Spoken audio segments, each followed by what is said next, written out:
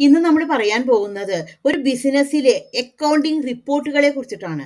ഒരു അക്കൗണ്ടന്റ് തീർച്ചയായും അറിഞ്ഞിരിക്കണം ഒരു ബിസിനസ്സിൽ എന്തെല്ലാം അക്കൗണ്ടിംഗ് റിപ്പോർട്ടുകളാണ് ഡെയിലി എടുക്കേണ്ടത് എന്നതിനെ കുറിച്ച്. ഏത് സോഫ്റ്റ്വെയർ ആണെങ്കിലും എന്താണ് റിപ്പോർട്ടുകൾക്ക് വ്യത്യാസമൊന്നുമില്ല. അപ്പൊ എന്തൊക്കെ റിപ്പോർട്ടുകളായിരിക്കും ഒരു ബിസിനസ്സിൽ നമ്മൾ എടുക്കേണ്ടതായിട്ടുള്ള റിപ്പോർട്ടുകൾ?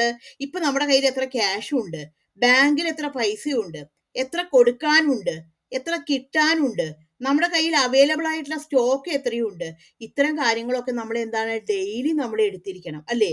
എന്നാലല്ലേ നമുക്ക് നമ്മുടെ ബിസിനസ് മുന്നോട്ട് കൊണ്ടുപോകാൻ പറ്റുള്ളൂ. ഇപ്പൊ നിങ്ങളൊരു സ്ഥാപനത്തിൽ അക്കൗണ്ടന്റ് ആണെന്നുണ്ടെങ്കിൽ ഓണർ വൈകുന്നേരം ചോദിക്കുകയാണ്, ഇപ്പൊ നമ്മുടെ ആർക്കൊക്കെ എത്ര കൊടുക്കാനുണ്ട്, അപ്പൊ അത് ചോദിച്ചു കഴിഞ്ഞാൽ നിങ്ങൾക്ക് അത് എടുക്കണം. ചിലപ്പോൾ ആൾക്ക് പ്രിന്റും ആവശ്യം വരും. അപ്പൊ ഒരു അക്കൗണ്ടന്റ് ഈ റിപ്പോർട്ട്സുകൾ എടുക്കല് വളരെ ഇമ്പോർട്ടന്റ് ആണ്. ചെയ്യാൻ അറിയുന്നതിന്റെ ഒരു രണ്ടോ മൂന്നോ പടി മുകളിലായിരിക്കണം റിപ്പോർട്ട് എടുക്കാനുള്ള കാപ്പബിലിറ്റി എന്ന് പറയുന്നത്. കാരണം വെച്ചാൽ ക്വിക്കായിട്ട് നമുക്ക് റിപ്പോർട്ടുകൾ എടുക്കണം. അങ്ങനെ ക്വിക്കായിട്ട് റിപ്പോർട്ടുകൾ എടുക്കണം എന്നുണ്ടെന്നുണ്ടെങ്കിൽ ആ ഒരു സോഫ്റ്റ്വെയർ നമ്മുടെ മൈൻഡിൽ നമ്മളെ ഒരു പിക്ചർ പോലെ അങ്ങനെ ക്വിക്കായിട്ട് റിപ്പോർട്ട് എടുക്കണം എന്നുണ്ടെന്നുണ്ടെങ്കിൽ ആ ഒരു സോഫ്റ്റ്വെയർ നമ്മുടെ മൈൻഡിൽ അത്ര കണ്ട് പതിച്ചിരിക്കണം. ഇപ്പൊ ടാലിയിലാണെന്നുണ്ടെങ്കിൽ അതിൽ ഓരോ കാര്യങ്ങളും എവിടെയാണ് ഉണ്ടാകുക എന്നുള്ളതിനെ കുറിച്ച് എന്താണ് നമുക്ക് നല്ല ഒരു ഐഡിയ നമുക്ക് ഉണ്ടായിരിക്കണം. എന്നാൽ മാത്രമാണ് നമുക്ക് ആ രീതിയിലേക്ക് നമുക്ക് എടുക്കാൻ വേണ്ടിയിട്ടാണെന്നുണ്ടെങ്കിൽ പറ്റുള്ളൂ. അപ്പൊ ഏത് സോഫ്റ്റ്വെയർ ആണെങ്കിലും അങ്ങനെ തന്നെയാണ്. അപ്പൊ ഞാനിപ്പോ ടാലിയാണ് ക്ലാസ് എടുക്കുന്നത്. ഇപ്പൊ ടാലിയാണ് കൂടുതലായിട്ടും ഉപയോഗിക്കുന്ന ഒരു സോഫ്റ്റ്വെയർ എന്ന് പറയുന്നത്.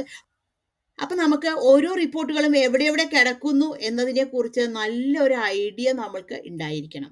ഹലോ ഫ്രണ്ട്സ്, ഞാൻ Shyamala Narayanan. Welcome back to my channel Tally accounting Malayalam. എൻ്റെ വീഡിയോ ആദ്യമായിട്ടാണ് നിങ്ങൾ കാണുന്നതെന്നുണ്ടെങ്കിൽ, എൻ്റെ ടീച്ചിങ് സ്റ്റൈല് നിങ്ങൾക്ക് ഇഷ്ടമാണെന്നുണ്ടെങ്കിൽ ഒന്ന് സബ്സ്ക്രൈബ് ചെയ്യണേ. അതിനോടൊപ്പം തന്നെ തൊട്ടടുത്തുള്ള ബെൽ ബട്ടണും കൂടി ഒന്ന് ക്ലിക്ക് ചെയ്യണേ. എന്നാൽ മാത്രമാണ് ഞാനിടുന്ന വീഡിയോകളുടെ നോട്ടിഫിക്കേഷൻ നിങ്ങൾക്ക് കിട്ടുള്ളൂ. അതേപോലെ തന്നെ ഒന്ന് ഹൈപ്പും കൂടി ചെയ്യണേ. അതായത് കമന്റ് സെക്ഷനിൽ അവിടുന്ന് ജസ്റ്റ് ഒന്ന് റൈറ്റിലേക്ക് സ്വൈപ്പ് ചെയ്ത് കഴിഞ്ഞാൽ അവിടെ ഹൈപ്പ് നോട്ട് കാണിക്കും. അവിടെ ക്ലിക്ക് ചെയ്താൽ താഴത്തെ ഹൈപ്പ് ദിസ് പോയിന്റ് എന്നുണ്ട്. അവിടെ ക്ലിക്ക് ചെയ്താലാണ് എനിക്ക് പോയിന്റ്സുകൾ കൂടുക. അപ്പൊ അത് എൻ്റെ വീഡിയോ കൂടുതൽ പ്രൊമോട്ട് ആവാൻ സാധ്യതയുണ്ട്. പിന്നെ നിങ്ങളുടെ ഫ്രണ്ട്സിനോ റിലേറ്റീവ്സിനോ ഒക്കെ ഒന്ന് ഷെയർ ചെയ്ത് കൊടുക്കണേ. പിന്നെ ഒരു പ്രധാനപ്പെട്ട കാര്യം എന്ന് പറഞ്ഞാൽ ഞാൻ ടാലി ഓൺലൈൻ ക്ലാസ് എടുക്കുന്നുണ്ട്. അപ്പോൾ താല്പര്യമുള്ള ആൾക്കാരാണെന്നുണ്ടെങ്കിൽ എനിക്കൊന്ന് ഇമെയിൽ ചെയ്തോളൂ. എൻ്റെ ID എന്ന് പറയുന്നത് shyamastaliclass@gmail.com ആണ്. അപ്പൊ അതിലേക്ക് മെയിൽ ചെയ്ത് കഴിഞ്ഞാൽ ഞാൻ റിപ്ലൈ തരും. അപ്പൊ നമുക്ക് നമ്മുടെ ക്ലാസ്സിലേക്ക് വരാം. അപ്പൊ നമ്മൾ ടാലിയാണ് ഉപയോഗിക്കണം എന്നുണ്ടെന്നുണ്ടെങ്കിൽ നമുക്ക് എന്താണ് ഡെയിലി എന്താണ് നമുക്ക് എത്ര ക്യാഷ് ഉണ്ട് എന്ന് അറിയണം. ടാലിയിലെ എല്ലാ റിപ്പോർട്ടുകളും ഈ ഗോ ടുയിൽ കണക്റ്റഡ് ആണ്. ഈ ഗോ ടു ക്ലിക്ക് ചെയ്ത് കഴിഞ്ഞിട്ട് വെച്ചിട്ടുണ്ടെങ്കിൽ നമുക്ക് എല്ലാ റിപ്പോർട്ടുകളും നമുക്ക് ഇവിടെ കാണാൻ പറ്റും. ഇവിടെ നമുക്ക് ക്യാഷിന്റെ ബാലൻസ് ആണ് കാണണമെങ്കിൽ ഇവിടെ നമുക്കൊരു സെർച്ചിങ് ബാർ ഉണ്ട്. ജസ്റ്റ് ഒന്ന് നമുക്ക് ഇങ്ങനെ CA എന്ന് അടിച്ചു കഴിഞ്ഞാൽ തന്നെ ക്യാഷ് ഓർ ബാങ്ക് ബുക്ക് ഇവിടെ വരും. ഇവിടെ നമുക്ക് ജസ്റ്റ് നമുക്ക് എൻ്റർ അടിക്കാം. എൻ്റർ അടിച്ചു കഴിഞ്ഞാൽ നമുക്ക് ഇവിടെ കാണിക്കും നമ്മുടെ കയ്യിൽ എത്ര ക്യാഷ് ഉണ്ട്. അപ്പൊ ക്യാഷിന്റെയും കാണിക്കും, ബാങ്കിന്റെയും കാണിക്കും. ഇതാണ് നമ്മുടെ കയ്യിലെ ഇപ്പോൾ ഉള്ള നെറ്റ് ക്യാഷ് എന്ന് പറയുന്നത്. ഇവിടെ വെച്ചിട്ട് ഒന്നും കൂടി എൻ്റർ അടിച്ചു കഴിഞ്ഞാൽ നമുക്ക് ഇവിടെ ലെഡ്ജർ ആയിട്ട് കാണിച്ചു. വീണ്ടും ഒന്നും കൂടി എൻ്റർ അടിച്ച് കഴിഞ്ഞാൽ നമുക്ക് മന്ത് വൈസ് ആയിട്ടുള്ള ഒരു റിപ്പോർട്ട് നമുക്ക് കിട്ടും. അപ്പൊ ഇതേപോലെ തന്നെയാണ് നമ്മുടെ ബാങ്കും നമ്മൾ എടുക്കേണ്ടത്. ബാങ്ക് നമ്മൾ റീകൺസിലിയേഷൻ ആണ് ചെയ്യേണ്ടത്. അപ്പൊ ഒരു അക്കൗണ്ടന്റ് റീകൺസിലിയേഷൻ ചെയ്യുക എങ്ങനെയാണെന്നുള്ളത് തീർച്ചയായിട്ടും അറിഞ്ഞിരിക്കണം. ടാലിയിലെ വളരെ എളുപ്പമാണ്. ടാലി ഇപ്പോൾ ടാലി പ്രൈമർ 6 വേർഷനാണ് ഉപയോഗിക്കുന്നത്. അപ്പൊ നമുക്ക് ഈസി ആയിട്ട് തന്നെ നമ്മൾക്ക് ടാലിയിൽ നമ്മൾക്ക് റീകൺസിൽ ചെയ്യാൻ വേണ്ടിയിട്ടാണെന്നുണ്ടെങ്കിൽ പറ്റും. അപ്പൊ അതിന് വേണ്ടിയിട്ട് നമുക്ക് ബാങ്കിന്റെ സ്റ്റേറ്റ്മെന്റ് ഒക്കെ നമ്മൾക്ക് ഇമ്പോർട്ട് ചെയ്തിട്ട് എടുക്കാൻ വേണ്ടിയിട്ട് പറ്റും. അപ്പൊ അത് ടാലി ലേറ്റസ്റ്റ് വേർഷനിലെ പ്രത്യേകതയാണ്. അതായത് നമ്മൾക്ക് ഇവിടെ ഈസി ആയിട്ട് തന്നെ ഇവിടെ നമുക്ക് ഇമ്പോർട്ടിന്റെ അവിടെ ക്ലിക്ക് ചെയ്ത് കഴിഞ്ഞാൽ നമ്മൾക്ക് ഇവിടെ ബാങ്ക് സ്റ്റേറ്റ്മെന്റ് കിട്ടും. അപ്പൊ നമുക്ക് നേരിട്ട് തന്നെ നമുക്ക് ബാങ്ക് സ്റ്റേറ്റ്മെന്റ് ഇമ്പോർട്ട് ചെയ്തിട്ട് നമുക്ക് എടുക്കാം.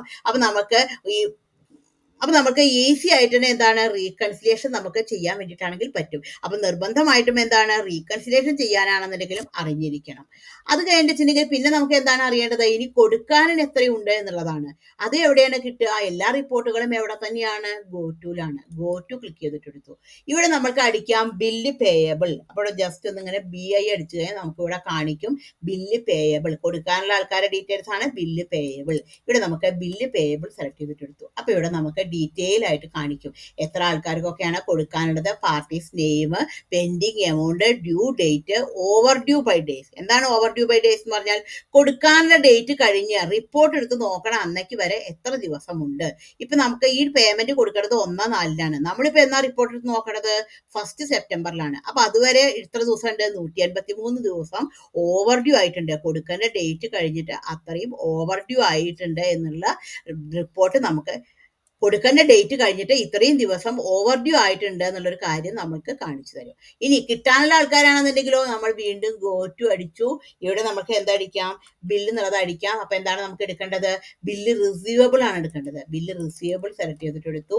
ഇവിടെ നമുക്ക് കാണിക്കും പാർട്ടികളുടെ പേര്, ഇവിടെ നമുക്ക് പെൻഡിങ് എമൗണ്ട്. ഡീറ്റെയിൽ ആയിട്ട് കാണണം വിചാരിക്കുക, ജസ്റ്റ് ഒന്ന് ഓൾട്ട് F1 അടിച്ചാൽ മതി. അപ്പോൾ ഇവിടെ നമുക്ക് കാണിക്കും സെയിലർ റെസിപ്റ്റ്, സെയിൽ ചെയ്തിട്ടുള്ള ബിൽ നമ്പർ, അതിൽ റെസിപ്റ്റ് എത്ര വന്നിട്ടുണ്ട്, ഡീറ്റെയിൽ ആയിട്ടുള്ളത് കാണിക്കും. ഇവിടെ നമ്മൾക്ക് പെൻഡിങ് എമൗണ്ടുകൾ എത്രയാണ് എന്നുള്ളതിന്റെ ഡീറ്റെയിൽസ് നമുക്കിവിടെ കാണിക്കും. അടുത്തത് എന്താണ്, നമുക്ക് നമ്മുടെ കയ്യിൽ അവൈലബിൾ ആയിട്ടുള്ള എത്ര സ്റ്റോക്ക് ഉണ്ട് എന്നുള്ളത് നമുക്ക് അറിഞ്ഞിരിക്കണം. അപ്പൊ അതിന് വേണ്ടിയിട്ട് എന്താണ്, നമുക്ക് മുകളിൽ ഗോ ടു അടിച്ചിട്ട് കൊടുക്കാം, അല്ലെങ്കിൽ നമുക്ക് ഇവിടെ തന്നെ ഗേറ്റ് ഓഫ് ടാലിയിൽ തന്നെ നമുക്ക് ഇവിടെ സ്റ്റോക്ക് സമ്മറി എന്ന് പറഞ്ഞിട്ടുണ്ട്.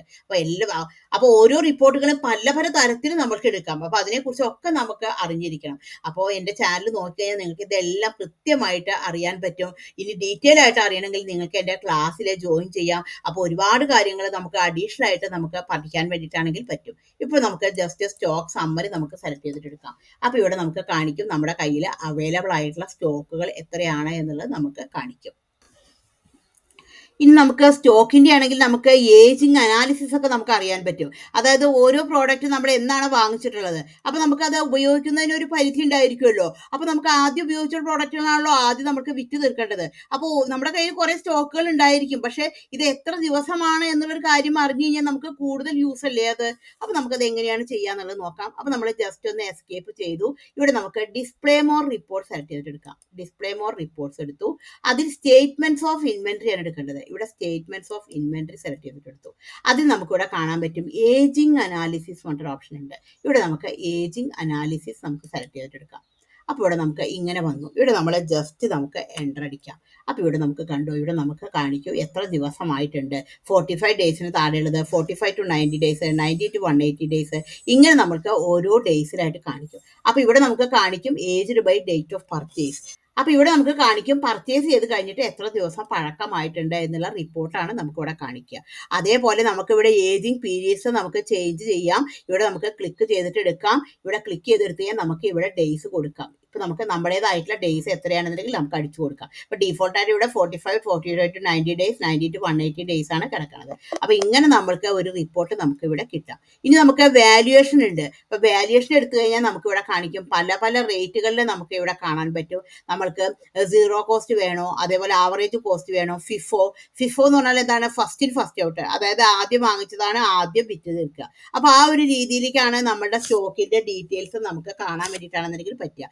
ലിഫോ എന്ന് പറഞ്ഞാൽ എന്താണ്, ലാസ്റ്റ് ഇൻ ഫസ്റ്റ് ഔട്ട്.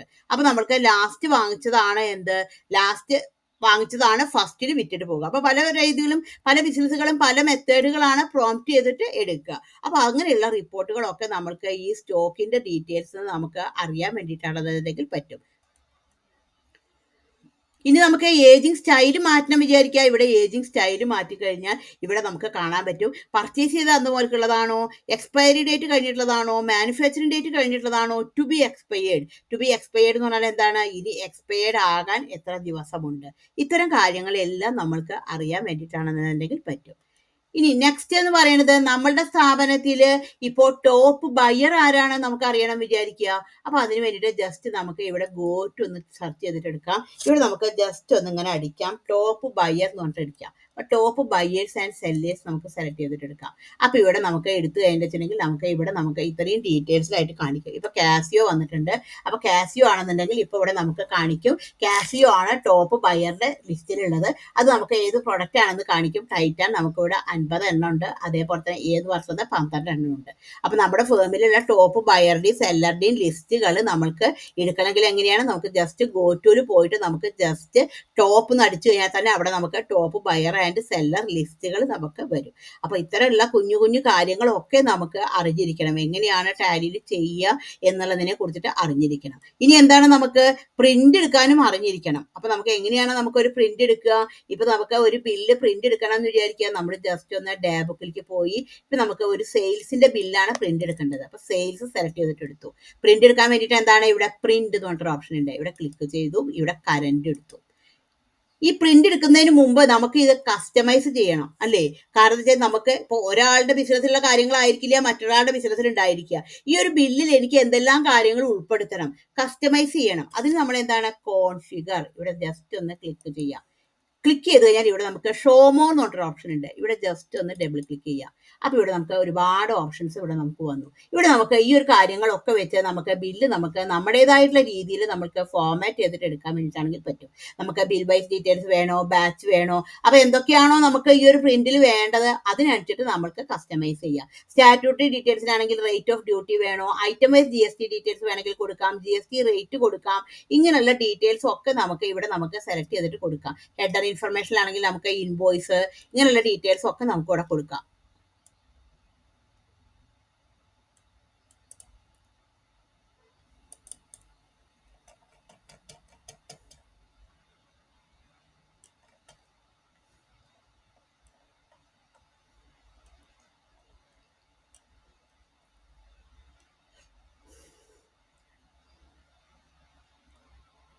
അതേപോലെയുള്ള ഒരു ഇമ്പോർട്ടൻറ്റ് ഫീച്ചറാണ് optimise printing to save paper.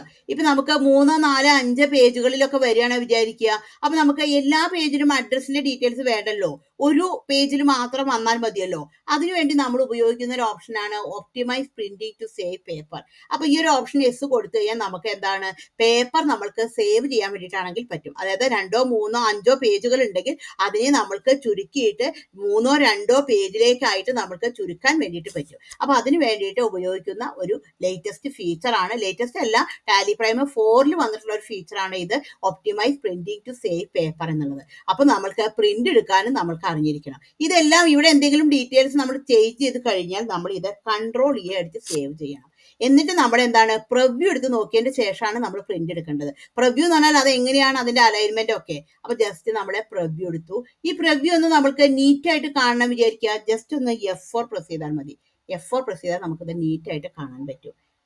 ഇനി ഇതെല്ലാം ഓക്കെ ആണെന്നുണ്ടെങ്കിലാണ് എന്ത്, നമ്മൾ പ്രിന്റ് ആയിട്ട് കൊടുക്കേണ്ടത്. അപ്പോൾ നമുക്ക് പ്രിന്റ് എടുക്കണം എന്നുണ്ടെങ്കിൽ നമുക്കിപ്പോൾ 3, 4 പ്രിന്റർ ഉണ്ടെങ്കിൽ നമ്മൾ ഏത് പ്രിന്ററിലേക്കാണെന്നുള്ളത് നമ്മളവിടെ സെലക്ട് ചെയ്തിട്ട് കൊടുക്കണം. അതേപോലെ പ്രിന്റ് എടുക്കണമെങ്കിൽ നമുക്കിവിടെ എത്ര കോപ്പീസ് ഉണ്ട്, ഇവിടെ നമുക്ക് നമ്പർ ഓഫ് കോപ്പീസ് സെലക്ട് ചെയ്തിട്ട് എടുക്കാം. പ്രിന്റർ ഏതാണ്, അപ്പോൾ വെറുതെ അങ്ങോട്ട് ചുമ്മാ പ്രിന്റ് എടുക്കുകയല്ല, നമുക്ക് നല്ല ഡീറ്റെയിൽസ് എല്ലാം കൊടുത്തു കഴിഞ്ഞതിന് ശേഷം വേണം പ്രിന്റ് എടുക്കാൻ എന്നർത്ഥം. അതേപോലെ ടൈറ്റിൽ എന്താണ് വേണ്ടത്, ഇനി പ്രിന്റ് ഫോർമാറ്റ് നമുക്ക് എങ്ങനെയാണ് വേണ്ടത്, നമുക്ക് നീറ്റ് മോഡും ഉണ്ട്, ക്വിക്ക് മോഡും ഉണ്ട്. നീറ്റ് മോഡ് എന്ന് പറഞ്ഞാൽ നമ്മൾ നല്ല നീറ്റായിട്ട് വരും. ഇപ്പം നമ്മളൊരു അപ്പോയിന്റ്മെന്റ് ലെറ്റർ ഒക്കെ ആണെങ്കിൽ അത് നല്ല നീറ്റിലാണ് നമ്മൾ എടുക്കേണ്ടത്.